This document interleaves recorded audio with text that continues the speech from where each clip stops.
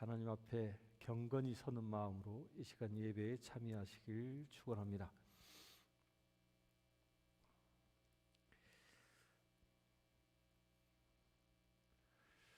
여러분들 가수 태진아를 잘 아시죠? 이 태진아라는 이름은 예명입니다.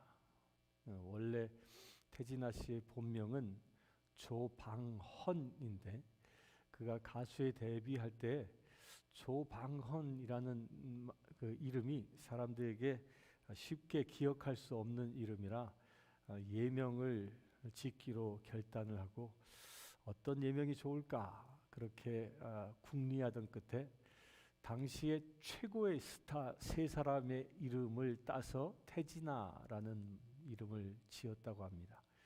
그때 당시에 최고의 탤런트가 태현실이라는 여배우가 있었죠. 거기서 태자를 따오고요. 또 당시에 가수의 두 산맥, 두 양대 봉우리가 있었는데 남진과 나훈아였죠. 그래서 남진의 진자를 따서 태진, 그 나훈아의 아자를 따서 태진아라고 이름을 지어서 활동했다고 합니다.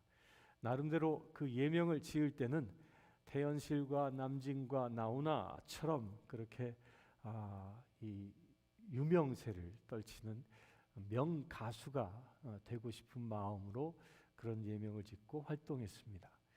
그러나 그는 이곳 한국 땅에서 가수를 데뷔했지만 불러주는 곳이 없었다고 합니다. 간혹 가다가 밤무대에서 불러주는 것 외에는 불러주는 곳이 없어서 가수 생활로는 생계조차도 꾸릴 수 없는 지경이 됩니다.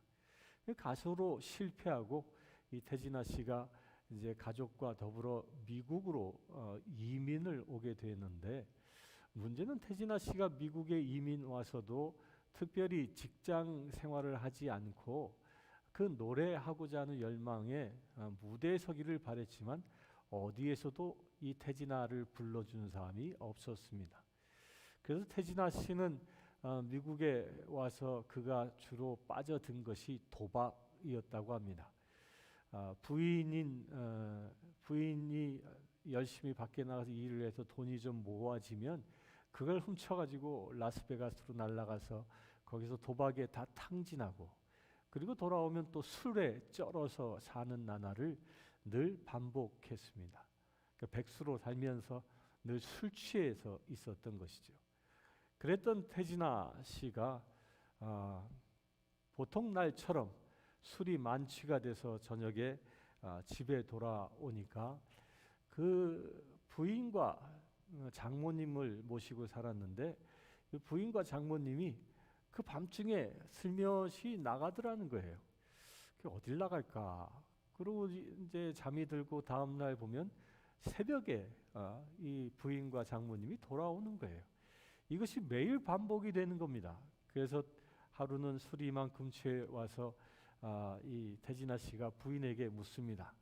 당신은 도대체 밤마다 어딜 가는 거요? 혹시 춤바람 난 거요? 남자가 생긴 거요? 라고 술이 취해서 부인에게 아주 화난 얼굴로 이야기했습니다. 그러자 이 부인이 태진아 씨에게 이런 얘기를 했습니다. 맞아요. 나 바람 났어요. 나 남자가 생겼어요.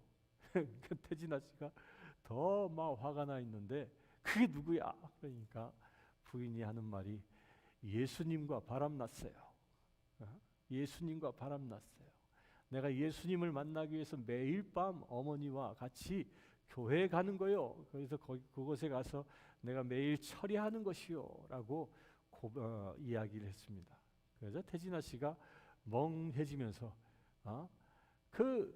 쓸데없는 짓을 하냐고, 왜 그 교회에 가냐고, 또다시 술 취해서 이 부인을 야단을 치니까 교회에 못 가도록 아주 그냥 엄명을 내리니까 그때서 부인이 조용히 이야기합니다.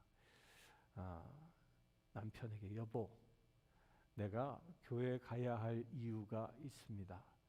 우리 엄마가 얼마 전에 병원에서 진단을 받았는데 암이라고 판정을 받았습니다. 그래서 하나님께 기도하기 위해서 가는 거니까 우리 모녀를 말리지 마세요. 그러니까 태진아씨도 한 대 얻어맞은 듯이 멍하니 있다가 이렇게 얘기했다고 합니다. 암이 걸렸으면 병원에 가야지 왜 교회 가냐고 또 야단을 칩니다. 그러자 그 부인이 이렇게 얘기했다고 합니다. 여보, 죽은 사람의 소원도 들어준다는데 살아있는 우리 엄마와 나의 소원 한번 들어주시오. 오늘 교회 가는 것, 매일마다 교회 가서 철야하는 것을 허락해달라고 이야기합니다. 그러자 태진아 씨에게 어떤 마음이 들었는지, 그럼 잠깐 기다려. 그러더니 목욕탕에서 양치를 하고 옷을 새로 갈아입고 그러면서 나도 같이 교회 가겠다고. 도대체 교회가 어떤 곳인데 암 걸린 사람이 거의 병원에 안 가고 교회 가냐고. 그래서 막 따라 나섰습니다. 술이 이만큼 취한 사람이 교회에 와서 예배를 드리는데 예배 가운데 찬양단에서 찬양을 쭉 하는데요. 그 찬양의 곡이 새 찬송가 279장 인내하신 구세주여, 이 찬송이 계속 흘러나오는데 그 찬송 구절들이 자신의 가슴을 마음을 때리는 듯한 그런 음성으로 왔다고 합니다. 그 찬송을 듣다가 이 태진아 씨는 회개하게 되고 눈물이 앞을 가리게 되고 엎드리게 되었습니다. 그렇게 흐느적거리면서 하나님 앞에 내가 죄인입니다. 나는 정말 구원받을 수 없을 만큼 크나큰 죄인입니다. 라고 자기의 죄를 고백하기 시작하면서 대성통곡하며 기도하고 있었답니다. 그때 그 예배를 인도했던 목사님이 대성통곡하고 있는 태진아 씨를 향하여 와서 그 태진아 씨 머리에 손을 얹고 안수 기도를 했는데 그때의 상태를 태진아 씨가 이렇게 고백합니다. 누군가가 자기의 머리에 손을 얹었는데 그 얼마나 뜨겁든지 그 뜨거운 기운이 자기를 사로잡더라 하는 겁니다. 그러면서 자기의 입술을 내가 조절할 수 없는 아주 이상한 말들이 내 입에서 터져 나오더라 하는 겁니다. 랄랄랄랄랄라 하면서 터져 나왔, 그 방언이 터져 나온 것이죠. 그렇게 막 소리를 지르면서 방언을 기도하니까 옆에 있었던 다른 신자분이, 알지 못하는 신자분이 이렇게 얘기했답니다. 여보, 저 사람 방언해. 이렇게 얘기하니까 태진아 씨가 그 소리를 어떻게 들었냐면, 저 사람은 날 처음 본 사람인데 성을 붙여서 조방언이라고 불러야지 방언아라고 이렇게 부르고 있냐고 속으로 굉장히 기분이 나빴던 겁니다. 자기가 하고 있는 것이 방언인지도 모르고 그렇게 오해했던 것이죠. 그런데 놀라운 것이 이 태진아 씨가 그때 그렇게 하나님을 만나고 성령의 은혜를 체험하고 나서 그의 인생이 변화되기 시작했다고 합니다. 그가 그렇게 회심의 계기를 얻고 그리하여 작사한 곡이 뭐냐면 그게 바로 옥경입니다. 옥경이 태진아 씨의 첫 히트곡이었던 겁니다. 자기 부인이 그렇게 나를 위하여 고생하고 있는 것을 가사로 작사했던 것입니다. 그래서 그의 인생이 완전히 변화되어져 지금은 안수 집사로 한 교회에 충성되게 섬기는 충실한 신앙인이 되어진 것입니다. 회심하게 되어지면 인생이 변하는 것입니다. 회심이라는 게, 회개한다라는 것이 내가 살았던 인생을 바꾸어 버리는 것입니다. 여러분들도 그와 같은 은혜가 이 시간 임하기를 축원합니다. 오늘부터 사순절이 시작되어집니다.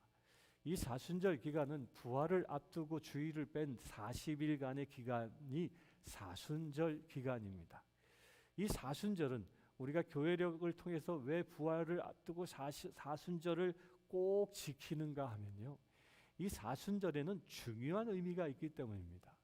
우리 그리스도인의 신앙의 가장 중심은 부활 신앙입니다. 그 부활 신앙이 무엇입니까? 우리가 죽지 않고 영원히 살 수 있는 그 첫 사건이 예수님의 부활이었던 겁니다. 곧 부활이 우리 신앙생활의 가장 최종의 목적지라는 것입니다. 그런데 그 최종의 목적지인 부활의 신앙에 도달하기 위한 수순이 있는데, 그 부활의 신앙은 아무나 부활의 신앙, 그 부활의 그 정점에 오를 수 있는 것이 아니라는 것입니다. 우리가 진정 부활의 정점에 오를 수 있는 길은 내가 세상에 속해 있었던 죄된 것들, 내 안에 하나님께로부터 오지 않은 그 모든 죄악된 것들로부터 회개하고 주님께 돌아올 때에 우리의 인생은 저 사망의 골짜기로 가는 인생이 아니라 하나님의 나라로 가는 부활의 인생으로 바뀌어지는 것입니다. 그래서 이 사순절 기간 동안에 우리는 해마다 이것을 훈련하는 것입니다. 우리가 그동안 세상에서 살아가다가 혹여 내 안에 나태해지고 흐트러진 신앙의 영역이 있다면 그런 것들을 돌아보고 다시 주님 앞에서 올바로 서는 훈련을 하는 기간이 이 사순절이라는 것입니다. 그래서 사순절 기간에는 모든 교회들이, 특히 고교의 전통을 가지고 있는 교회들은 재축복식을 합니다. 그래서 영어로 오늘이 애쉬 웬즈데이입니다. 재축복식 날입니다. 이 재를 축복해서 이 재를 이마에 바르면서 인생아 기억하라, 너는 흙이니 흙으로 돌아가리라 라고 선언합니다.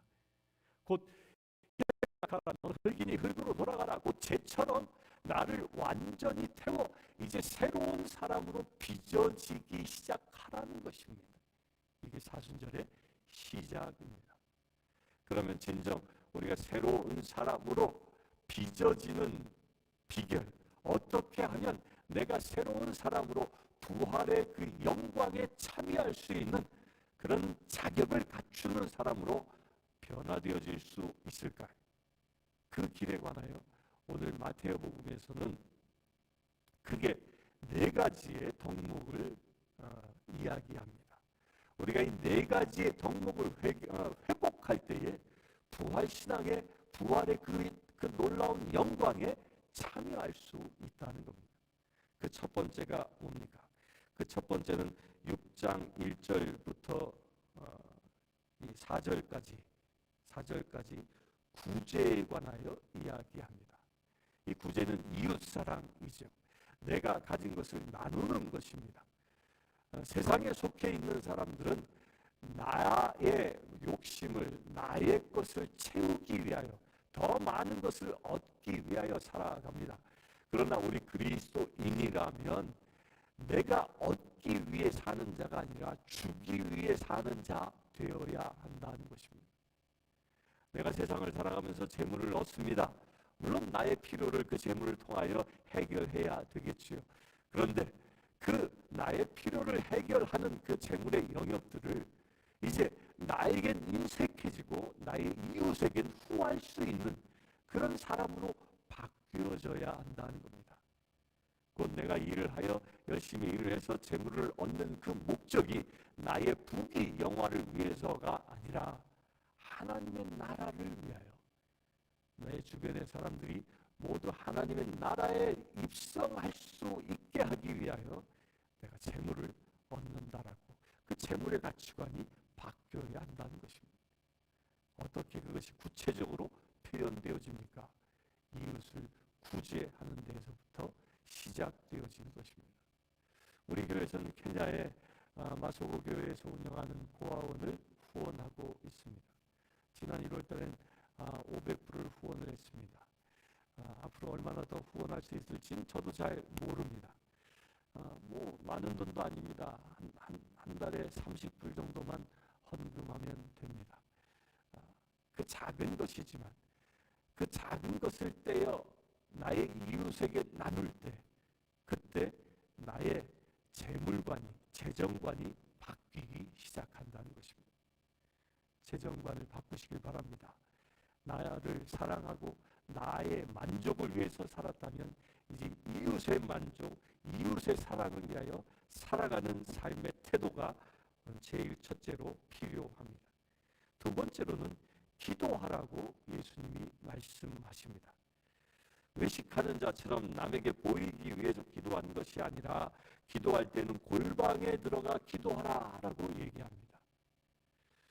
세상을 살다 보면 어쩌면 기도할 시간도 없이 살아갈 때가 참 많지 않습니까?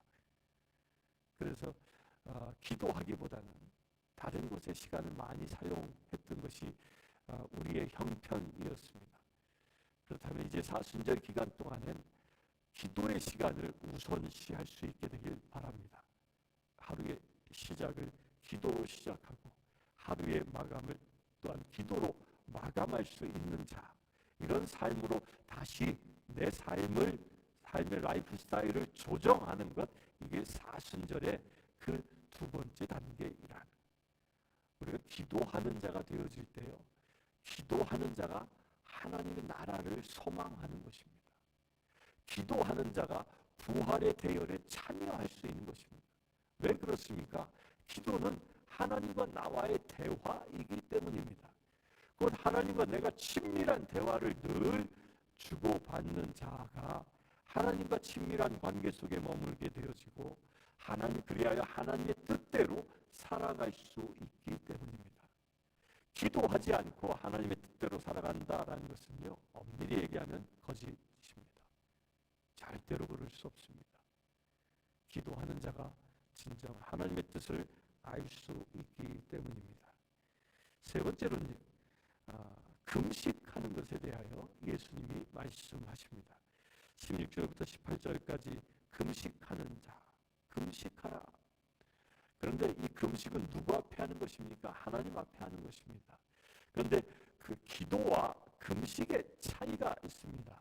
기도는 하나님과 나와의 대화가 기도라면, 금식은 나 자신을 죽이는 행위입니다. 곧 먹고 싶은 그 식욕이라는 것을 끊어버리는 겁니다.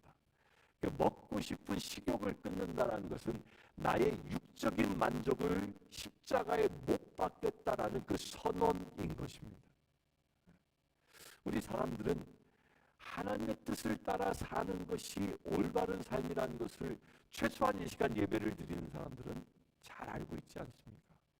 그런데 매 순간마다 하나님의 뜻대로 살기보다는 자기 만족을 위해서 살아가는 때가 너무 많습니다. 바로 이것을 끊는 것입니다. 금식은 바로 이것을 끊는 것입니다. 나의 만족, 나의 욕구 충족을 위해서 살았던 그 모든 것을 끊어버리는 것, 이것이 금식이라는 것입니다. 그 사순절 기간 동안 내 욕심의 만족을 위해서 살았던 내 인생을 정리하고 하나님의 뜻을 바라보며 나아갈 수 있는 자, 이게 금식이라는 것입니다. 여기 한번 도전하시길 바랍니다. 네 번째로는 보물을 하늘에 쌓아두라라는 말씀으로 19절부터 21절에 얘기합니다. 재물을 세상에 쌓지 말고 하늘의 곳간에 쌓으라. 예수님의 말씀입니다. 세상의 곳간은 도둑이 들고 종이 들기도 합니다. 그러나 하늘나라의 곳간은 도둑이 들거나 종이 쓸지 않는다고 얘기합니다. 그렇다면 하늘의 곳간에 쌓는다라는 것이 무엇을 두고 얘기하겠습니까? 제일 첫째의 시작은 교회에서 봉헌하는 것이죠. 그런데 가장 중요한 것은 무엇이냐면, 하늘의 곳간을 쌓는 것은 아까 처음 말씀드린 이웃사랑과 연결되어져 있는 것입니다. 나를 위해서 물질을 사용하는 것이 아니라 하나님의 나라를 위하여, 하나님의 백성들을 위하여, 세상에서 헐벗고 굶주린 사람들을 위하여 내 재물이 사용되어진다면, 그렇게 사용되어지는 재물이 하늘 곳간에 쌓는 재물 되어지는 것입니다. 그래서 전통적으로 사순절이 되어지면 극기헌금이라는 걸 합니다. 곧 내가 최소한 이것만큼은 평상시 즐겼던 것을 안 하고 그리하여 생기는 재물을 따로 모았다가 하나님 앞에 드리는 것을 교회가 전통적으로 해왔습니다. 극기헌금입니다. 한번 여러분들도 그에 한번 도전해 보시길 바랍니다. 내일 스타벅스에서 이 커피 한 잔을 마셨다면 내가 오늘은 그걸 좀 끊어봐야지. 사순절 기간 그 스타벅스 커피값을 하나님 앞에 드려서 그것이 이웃을 위하여 사용되어 줄 수 있도록 그렇게 한번 봉헌해 보지 않겠습니까? 그런 봉헌물들이 바로 하늘의 보물을 쌓는 길인 것입니다. 오늘 주신 이 네 가지의 도전, 이 도전을 이 사순절 기간 동안에 여러분들이 하나하나 이루어 나가 부활절이 되어지면 진정 부활의 영광에 참여하여 여러분들이 영생의 길을 얻는 놀라운 은혜의 길이 이 시간부터 시작되는 축복이 임하기를 주의 이름으로 축원합니다. 잠시 기도하겠습니다. 주 아버지 하나님 감사합니다. 이제 축복식 날 우리에게 금식하고 이웃을 구제하고 기도하고 또한 금식하며 하늘의 곳간에 보물을 쌓으라 말씀하셨습니다. 아버지 하나님 그 말씀대로 이 사순절 살아갈 수 있는 우리 되길 원하오니 우리 가운데 온전히 주님 임하여 주시옵소서. 우리 주 예수 그리스도의 이름으로 기도드리옵나이다. 아멘. 이 시간은 제 축복식을 하도록 하겠습니다.